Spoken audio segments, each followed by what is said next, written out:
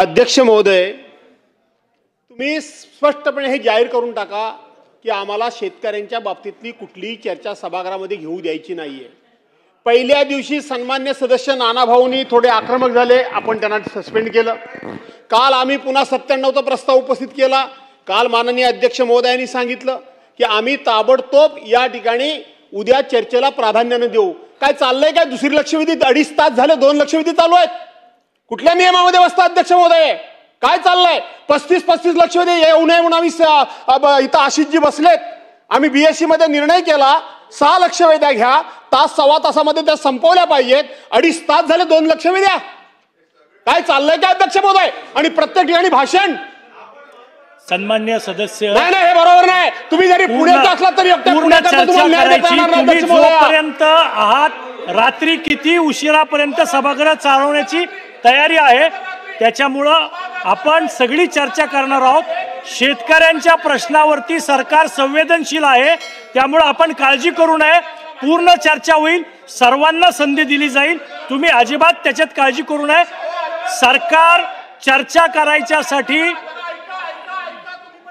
ऐका जरा, सभागृहाचा वेळ 1 मिनिट सुद्धा वाया जात नाहीये. नियमाप्रमाणे सकाळी 11 वाजता सभागृह सुरू झालं तर 5 वाजता बंद केलं पाहिजे. रात्री कशा करता बसायचं 12-12, 1-1, 2-2 वाजेपर्यंत? कोणाकरता बसायचं? काय चालेल अध्यक्ष महोदय?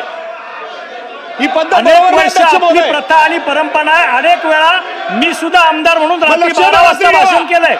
जाधव साहेब रात्री 12-12 वाजता भाषण केली आहेत सदस्यांनी. त्यामुळे आपण सभागृहाचं खोतकर साहेब बोला. सन्माननीय भास्कररावजी जाधव, एक मिनिट. सन्माननीय भास्करराव जाधव हे सिनियर सदस्य या सभागृहाचे अध्यक्ष महाराज. त्यांच्या भावना काय आहेत त्यांनी त्या व्यक्त केल्या पाहिजेत अध्यक्ष महोदय. पण अध्यक्ष महोदयावरती अशा प्रकारचा हेतू आरोप त्यांना करता येणार नाही अध्यक्ष महाराज. त्यामुळं त्यांचं तेवढ्या पुरतं जे वक्तव्य आहे ते रेकॉर्डवरून काढून टाकावं अध्यक्ष महाराज. नाही अध्यक्ष भास्करराव, अध्यक्षावरती हेतू आरोप, अध्यक्षावरती हेतू आरोप तुम्हाला तुम्ही पुण्याचे आहात, तुम्हाला भास्कररावला